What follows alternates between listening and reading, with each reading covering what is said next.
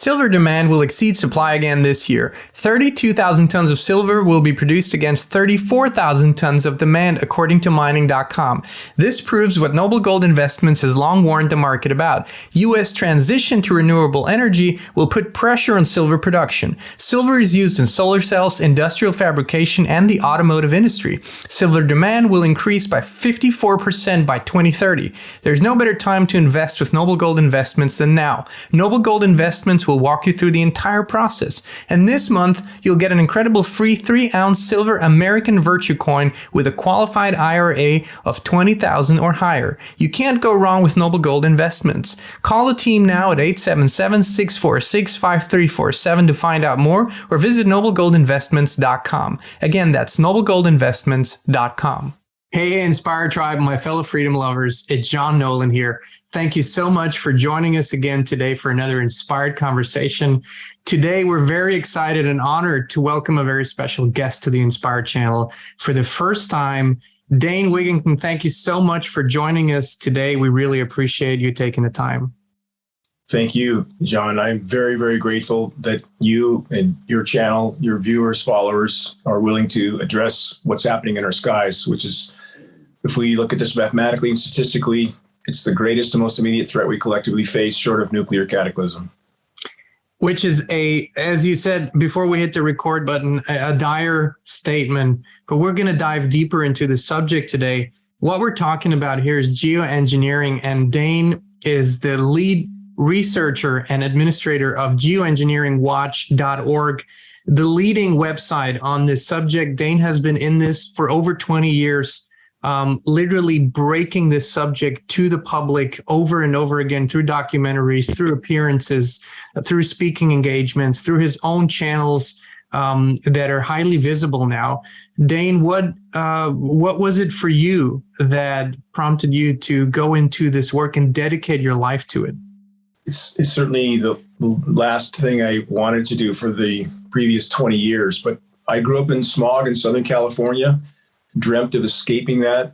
When I finally made it to Northern California in a very remote location and finished my off-grid home, I have wind, hydro, and solar. I have a background in that industry. I worked for Bechtel Power Corporation in the past. And when I got this off-grid home established and began to lose massive amounts of my solar power uptake from whatever these aircraft were emitting in our skies, I knew that wasn't just, quote, condensation. And I was astounded at the amount of data on geoengineering, climate engineering, AKA solar radiation management.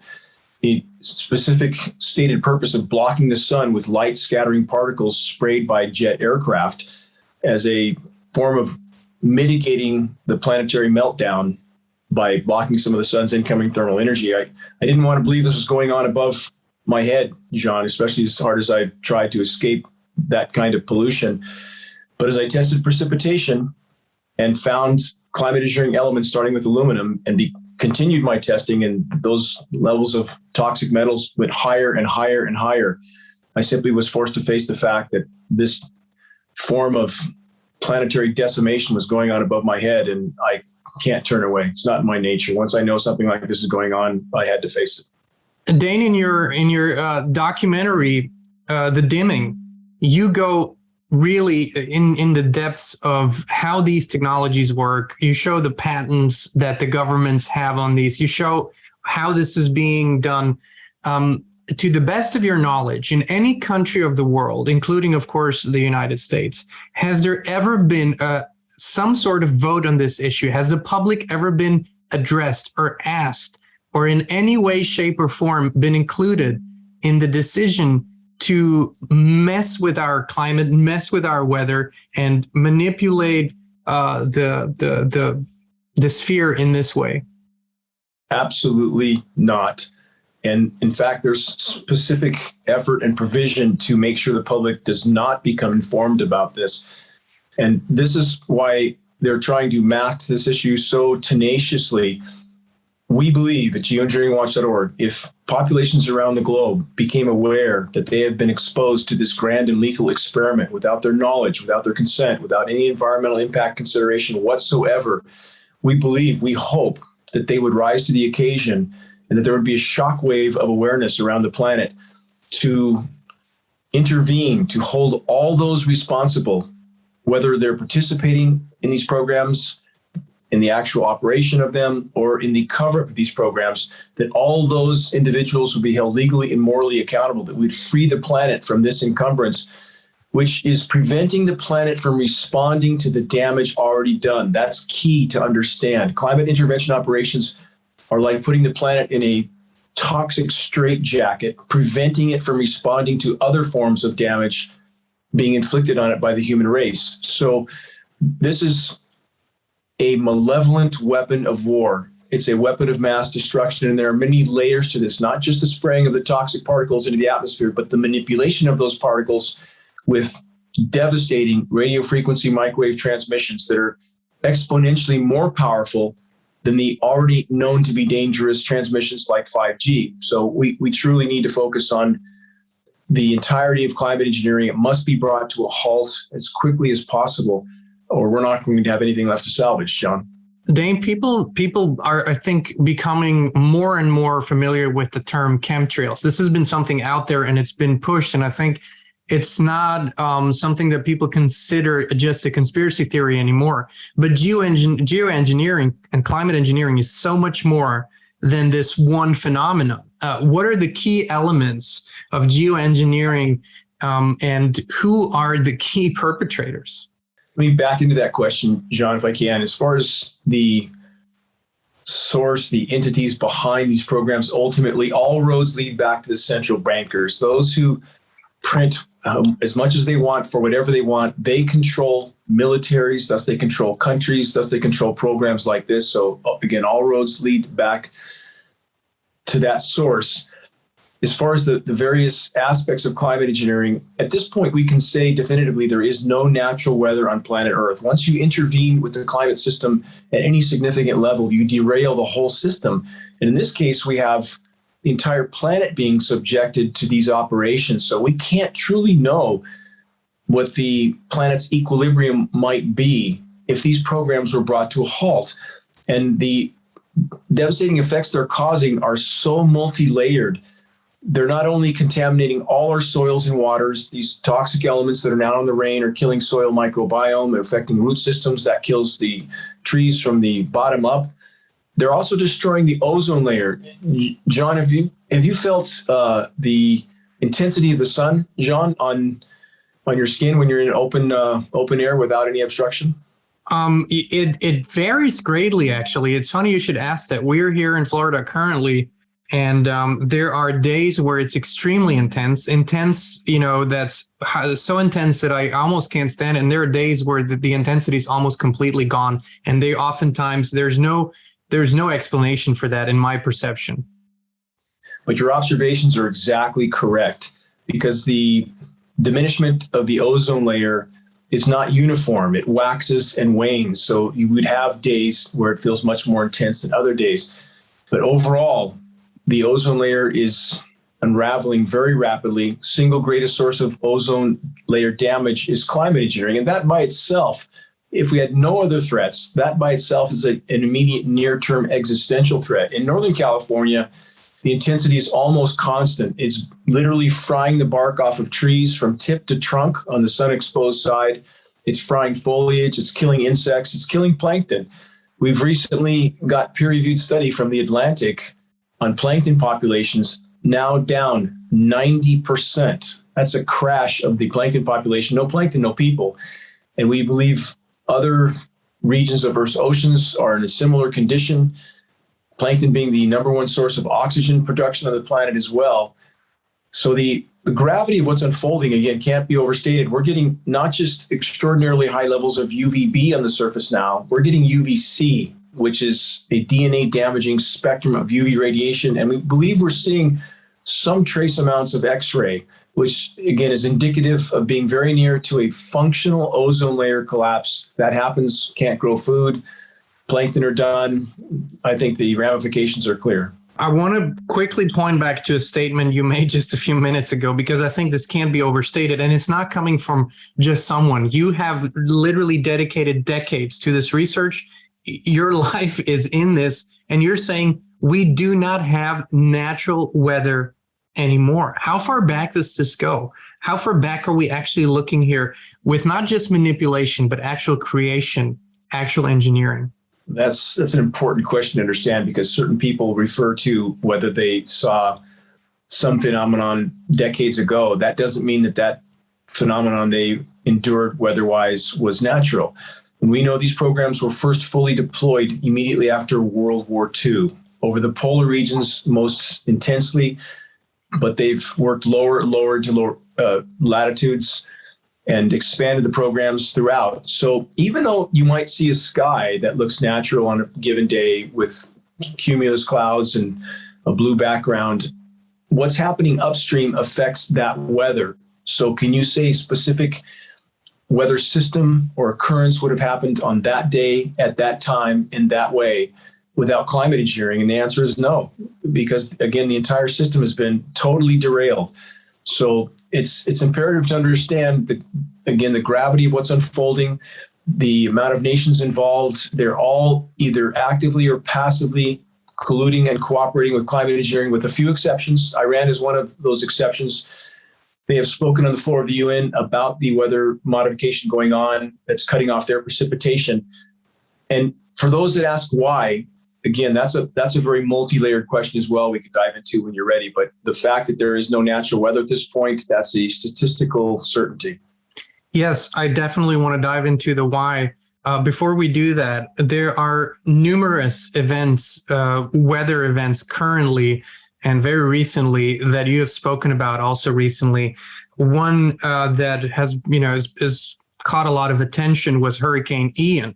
And it has affected us in not directly, but where we are, my wife and I hosted a retreat. And in the beginning, it appeared that Ian would take this path towards the Panhandle and hit in this region, but it ended up not and going more towards the western part of Florida and then moving inland. You have spoken about this. What was done to Hurricane Ian, and was it in its origin a natural storm, and was it then manipulated, or what was the story around that?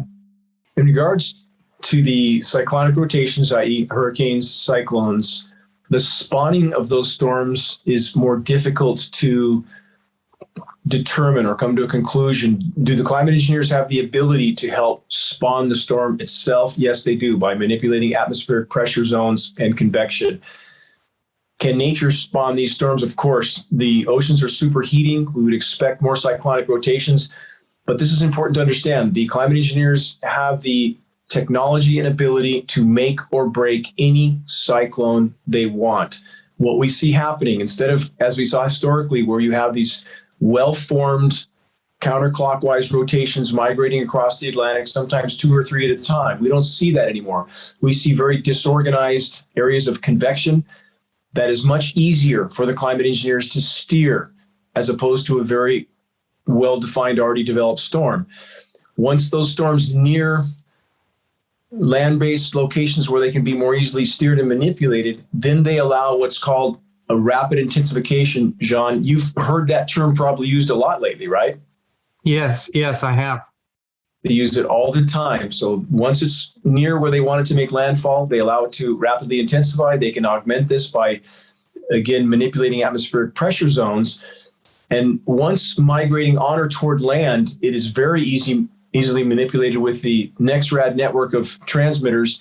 We record all this at geoengineeringwatch.org. I encourage your followers to search geoengineeringwatch.org hurricanes. We covered Hurricane Harvey. We covered Ian, Michael, Maria, these storms that did devastating damage that were absolutely steered. We can speculate about the agendas and the objectives, but the fact that the ground-based transmitters, and we also have sea-based transmitters as well, they're called SBX radar. If your listeners search that, they'll see a very astounding sight. It looks like a giant oil drilling platform with a massive golf ball on top. And that's one of the platforms used to manipulate storms from a sea-based location. So again, the scope and scale of these operations are beyond comprehension. And one needs only to step back and consider, why would they put so much into this? Why wouldn't they?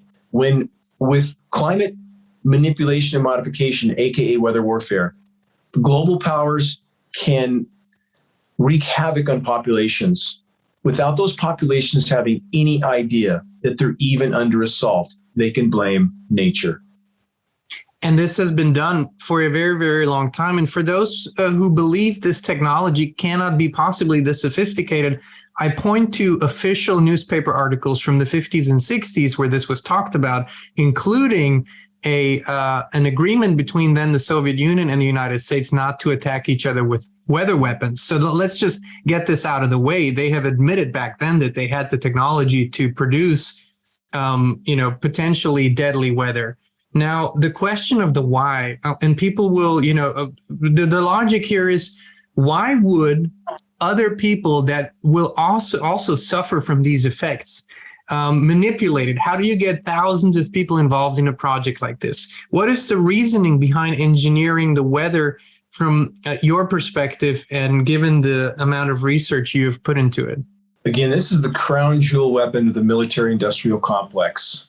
A weapon with which they can destabilize populations, making countries much easier to occupy and extract resources from.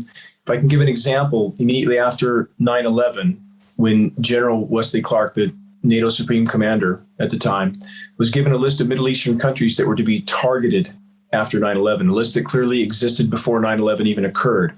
Every one of those countries subsequently underwent a once in 1,000-year drought, devastating their food production, thus destabilizing populations, thus making them much easier to invade and occupy and extract resources. And introduce central banking. They also didn't have central banks at the time. Yeah. Very, very true. And same has been occurring in sub-Saharan Africa for decades. That's why you have so many U.S. bases in Africa. You have AFRICOM, the U.S. military's network of bases in Africa. And those countries are brought to their knees, and they are forced to allow this climate modification to occur over their area, allow U.S. occupation. So this weapon has been used, again, for decades. It's a historical fact. We have Project Popeye in Vietnam, which is very well documented historically, the weather warfare that occurred over that country during that conflict. And if we go back further, as you correctly stated a moment ago, how long this has been in existence, the cooperation between superpowers that we are led to believe are in adversarial relationships. And we have at the beginning of the Global Alert News broadcast, that's our weekly commercial-free update at geoengineeringwatch.org. At the beginning of every broadcast, we have a video, and I'm sure you've seen this, Jean, of President Lyndon Johnson in 1962, then vice president, ranting like a lunatic, stating that we had the power to control the world's cloud layer then, and, quote, he who controls the weather controls the world, quote, unquote. It goes one step above what the bankers and Kissinger said. He who controls the money, he who controls the food. If you control the weather, you control ultimately everything, because food doesn't grow with, the kind of weather you can produce, which touches on what we spoke about earlier, is what is happening currently in your part of the country, what is happening in other parts, Portugal and Spain and other parts of the world, which are extreme droughts, I probably can say never before seen.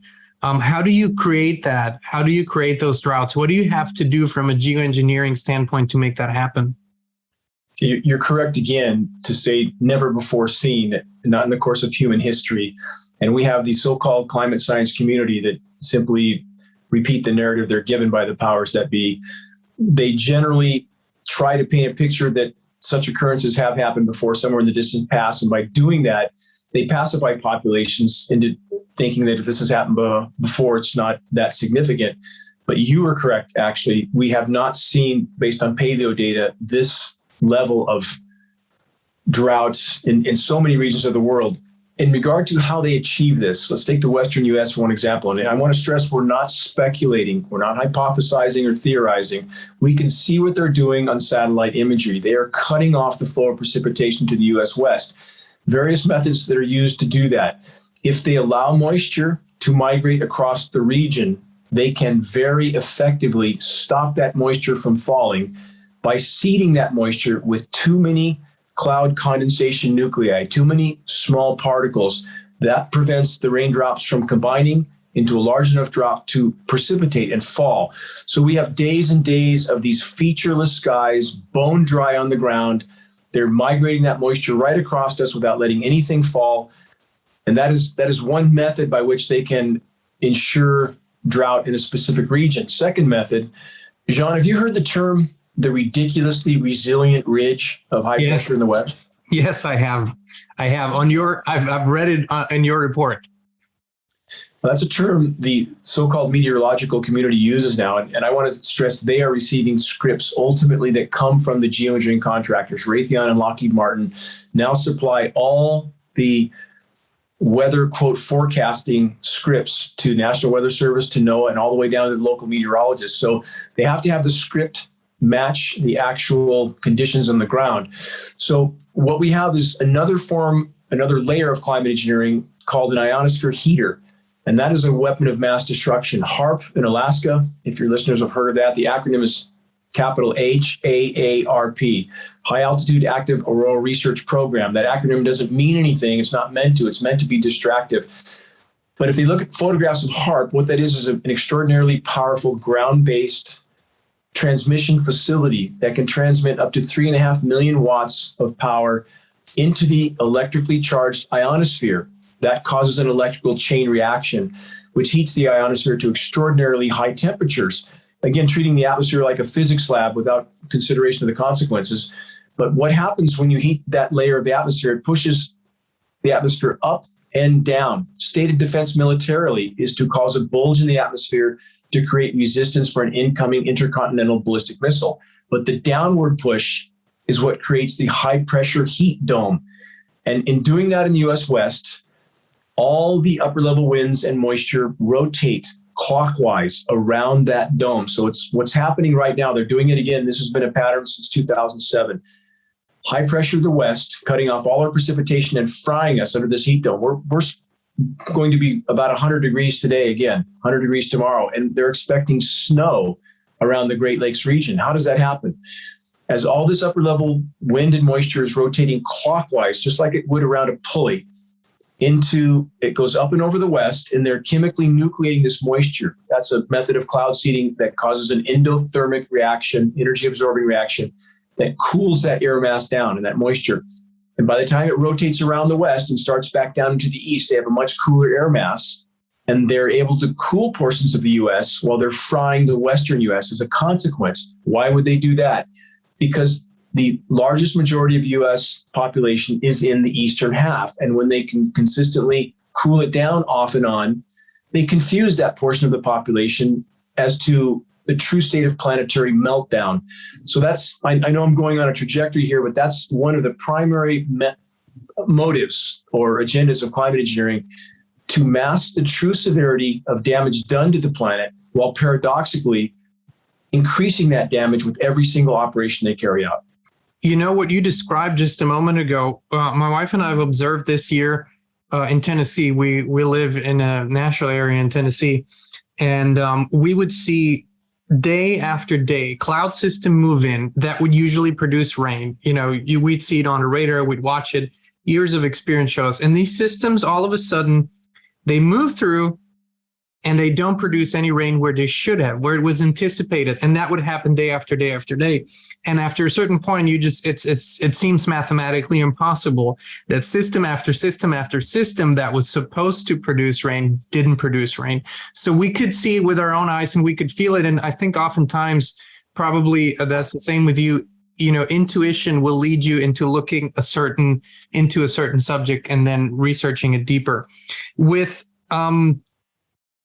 what you're saying and the severity of what the picture that you're painting, what do you see, or when would be the tipping point? Because at a certain point, it has to collapse. I mean, every system, when it's under that much pressure, manipulation, it has to collapse at a certain point. How, if you can estimate, how far do you think we're away from that collapse? First, your trajectory of deductive reasoning is exactly on target. You can only bend the branch so far and it breaks. Statistically, mathematically, we passed the primary tipping point perhaps 2 decades ago. We will never know the planet we have known again in any time frame that matters.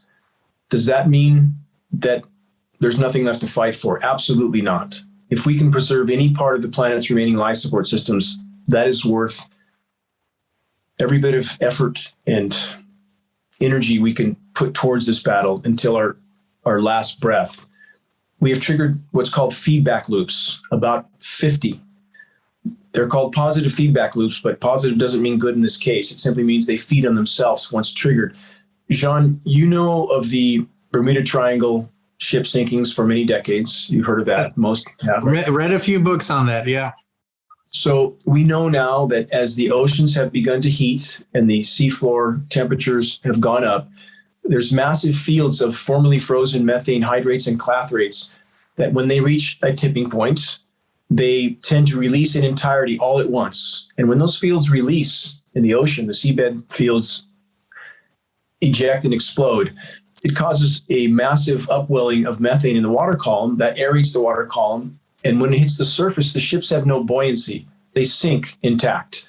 And that's exactly what's been occurring for decades. And now we have that occurring in the Arctic on a scale that is truly dire. And your listeners can search Siberian methane craters to see an example of what a methane blowout looks like. The craters look like nuclear bombs went off in the Siberian tundra. They're hundreds of feet wide, hundreds of feet deep. And again, you have to see this to believe it. And there are so many of these blowouts occurring on terrestrial regions, and the blowouts occurring on the seafloor are exponentially larger. Why is this so problematic? Because methane over a 10-year time horizon, and again, we have the so-called climate science community deceiving the population on this subject as well. Methane over a 10-year time horizon is 120 times more potent at trapping heat in the atmosphere than CO2. We have the climate science community saying it's only 20 times more potent, which sounds bad enough, but that's over a 100-year time horizon. We don't have that kind of time. Over a 1-year time horizon, methane can be 800 to 900 times more potent at trapping heat. So we have what amounts to a layer of glass covering the planet and trapping heat, not allowing it to escape back into the atmosphere, and climate engineering in the attempt to mask what's happening in the Arctic and around the world. We have various cities. And Jean, you might remember in 2014, all the headlines about all the snow in Boston, all the record snow, and they tout these headlines, sensationalize them. Do you remember that? Yes, sir. What they don't tell you, at the same time, 14,000 feet up in the Sierras, there was no snow, nothing. They tell you where to look and hide from you where they don't want you to look. So again, climate engineering, like the pharmaceutical so-called treatment for the human body, that you treat one symptom and then you have a list of downstream effects that are exponentially worse than what you claim to be treating to begin with. Climate engineering is in that category, in addition to being used, again, primarily as a weapon of war. It also pacifies the population. And if I can carry this one step further, this should be a very grave concern for all of us. Of the elements that we know are coming down from climate engineering in our precipitation, thus it's in an air column: aluminum, barium, strontium, manganese, polymer fibers, and graphene. The last two, polymer fibers and graphene, can be used militarily as biological carriers, i.e. they can carry a biological element from the clouds to the ground. When we have the world's second most recognized climate engineer, Dr. Ken Caldera, who is a former Department of Defense scientist, we have an audio of him at geoengineeringwatch.org. We own this audio, stating in his own words, what he did for the Department of Defense was to create ways of seeding pathogens into clouds to infect the populations below. He now works for Bill Gates. Shouldn't that concern us? I think the word concern doesn't even begin to touch what we need to be about this. As a matter of fact, in your documentary, The Dimming, there are a lot of high-profile former military people that are, on the record, on camera, talking about this. In your work, how often do you encounter high-level government, military, intelligence personnel that is actually willing to come out, not just talk about it, but actually also do something about it? A, and B, have you seen recently, in recent years, any administration anywhere in the world that is actually doing something to prevent this from happening or continue to happen? We have very limited contact with individuals like the two U.S. Air Force generals that did appear in the dimming. They were very courageous to do so.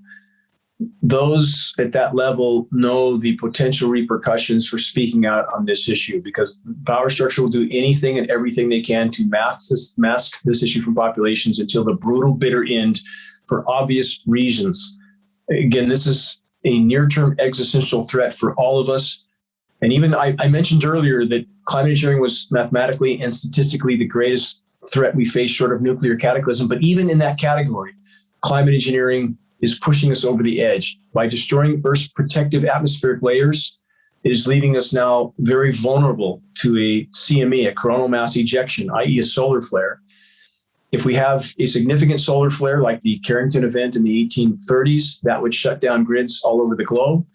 That would prevent nuclear power plants from cooling themselves. And now we have Fukushima times several hundred, game over. So from every conceivable direction, climate engineering is pounding the nails into our collective coffins. And in regards to individuals speaking out, we know what happens to those who do. Julian Assange is an example. We have an illegal federal gag order right now on all National Weather Service and NOAA personnel. That's the National Oceanic and Atmospheric Administration, i.e. the nation's weathermen. Is that not a massive red flag? Why would our government feel the need to gag the nation's weathermen? Because they don't want this issue to come to light. So whistleblowers in this arena are very difficult to come by. We've had a number of contacts from former pilots that before we could reach them back at the contact they had left, all those contacts were severed. And we have a former CIA connection that verified that the contact we got was the individual they claimed to be. We don't know what happened. I think we can speculate, but this is going to be up to us, all of us, to bring this issue to light. Which is exactly what would have been my next question, Dane. This seems to be such a monumental operation. But like all the other current operations, as we can see, we've seen this massive intensification over the past 2.5, 3 years, where events are overlapping, pressure is being put upon pressure and upon pressure on the population. So it literally almost cannot see through the fog anymore because it's coming from every direction. However, I think it's our duty to remain somewhat, level-headed and see through the fog. What is something that people can actually do? Because this seems to be so far out of reach for most people. What is something that they can do? And what have you seen? Because you must have some hope. Otherwise, he wouldn't be sitting here and doing this. You must have hope that we can actually turn this around. So what can we do? I do have hope. I marvel daily at the miraculousness of nature, of creation, that when in the deepest, darkest concrete jungle of a city, if there's a crack in the asphalt or the pavement, life emerges from that crack. Blade of grass, a flower. If we can free the planet from this encumbrance, we can't know how profound the planet's life support response might be. And we need to achieve that. And we can if we collectively work together effectively and efficiently. And that is playing chess, if you will. We need to learn how to play well. A picture's worth 1,000 words, and we try to supply that type of data at geoengineeringwatch.org. In our activist materials section, we actually print on a massive scale, and we supply those materials at less than our cost to try to get them into circulation. And by passing on, for example, images of satellite images that show phenomenon that you don't need to know anything about meteorology to look at it and know that something radical is being done in the atmosphere, something wrong. And that's exponentially more effective than, for example, going out into the street and pointing at the sky and ranting. People tend to shut down in that way. And if we could, each of us, start a bonfire of awareness in our individual circles and expand that until it produces a blaze that the power structure can't stomp out, we could reach that critical mass of awareness. And the exponential equation, Jean, of if one person effectively conveyed credible data, and the credible part is key. There's so much misinformation on this issue, and that doesn't help the cause. We need to stand on solid data, and that's more than alarming enough. But if one individual passed on credible data to 2 on the first day of a 30-day month, and those 2 to 2 each the second day, and that carried on for, again, 30 days, we're at about 5.5 million. And so that's the exponential part of the equation. Yes, the collapse of the planet's life support systems, as you correctly stated, is exponential. As one domino falls, it knocks down a bigger domino, which knocks down still a bigger domino. So the nonlinear nature of the collapse that's occurring cannot be overstated. But at the same time, the nonlinear nature of pushing this issue to full awareness and being able to turn the tide in the right direction is also exponential. So it depends on us. We're the ones we've been waiting for. I couldn't agree more. And also, you said something. We can't know the incredible resilience and the force of nature's self-healing and self-replicating powers that it has, because we see it in people.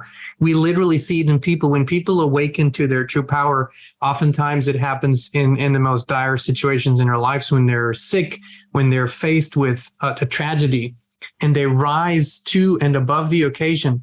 You can see that truly anything is possible. So we are very powerful in that once we realize this. So I don't just share your hope. Actually, we dedicate our lives to empowering and inspiring people to see that, to see what is the current reality that we're facing and how good can it be? Well, that's up to us. But I do believe that we could potentially activate those healing powers of the planet by first relieving it of the burden, which should be possible to do, because ultimately it's a very small group of people that directs this game. The vast majority of people are not included in these shenanigans. So where can people learn more? I know there's, of course, geoengineeringwatch.org.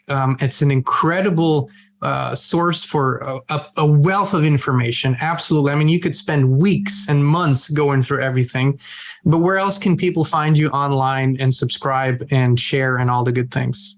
Our website is the primary source now. Again, we've been censored on Facebook. We have our YouTube channels as well, and we appreciate those that view and help us to share and expand that channel. I want to back up for a moment to what you said about the planet responding. And we have, in my years of working in the forest, I've done habitat restoration. I manage a wildlife preserve on the east side of Lake Shasta.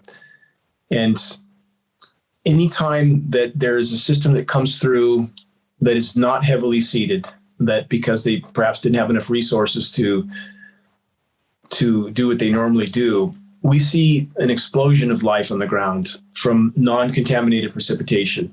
If we can stop these programs regarding the ozone layer, again, which is a very near-term existential threat, that would begin to heal. We would begin to see a dominoing of positive aspects for planetary life support that we must achieve that goal. Again, it's absolutely essential. So in regard to sharing data, again, John, the website links, and people can email those to agricultural groups, environmental groups, and those groups, in fact, are being incredibly hypocritical. We need to hurdle that as well.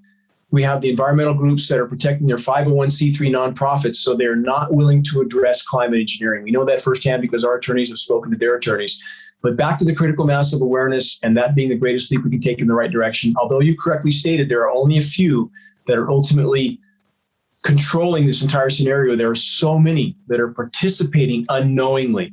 They're compartmentalized military personnel. They're being told they're doing something beneficial, something that's positive for the planet, which obviously couldn't be further from the truth. If we can reach a critical mass of awareness so that our military brothers and sisters, so that people working in other segments of the aviation industry understand what they're participating with, that they are literally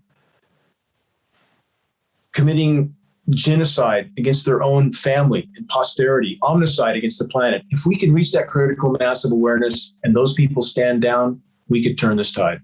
I agree with you 100%. As I said, I think it's probably neither in your nor in our nature to give up. That's just not an option. Till our last breath, we're going to do this. I want to thank you so much for your time today, and also extend an open invitation to return and come back and share more. And kind of give people a little bit of time to process this plethora that we have learned today and maybe come back and go deeper into it, because I believe it's one of the most important conversations and actions we need to take in this day and age. There are many, but thankfully they're all coming to the surface. I think this is part of what we've all been working on together, is to bring it to public awareness so we can finally shift and change it. Is that your perspective too, Dane? Absolutely is. And again, if we can free the planet from this encumbrance, we can't know how profound the planet's life support response will be. So again, I'm very grateful to you and all those that you reach for their willingness to face this most dire issue, to which so much is connected. Power structure response that we see now happening because they consider the population increasing liability with the planet's life support systems being so damaged. So we see the power structure implementing other actions, if you will, and we know what those actions are, in order to try to thin the herd. And again, what we face is an existential threat, Jean. So I'm eternally grateful for you for helping us to bring this issue to light. Thank you, Dane Wigington. Thank you so much for all the work you do, for the data, for there's a solid foundation for everything you say, and people can find it on your website. People can find it in your documentary, The Dimming. Please watch this and all the other films Dane appears in. Dane Wigington is the YouTube channel. Please subscribe. Please share. Please bring this out to your friends and family. This is existential for all of us. Dane, thank you again for taking the time today. We really appreciate it. Thank you, Jean. And Inspire Tribe, thank you so much for watching. We love you. We appreciate you. And we'll be back with you again very, very soon.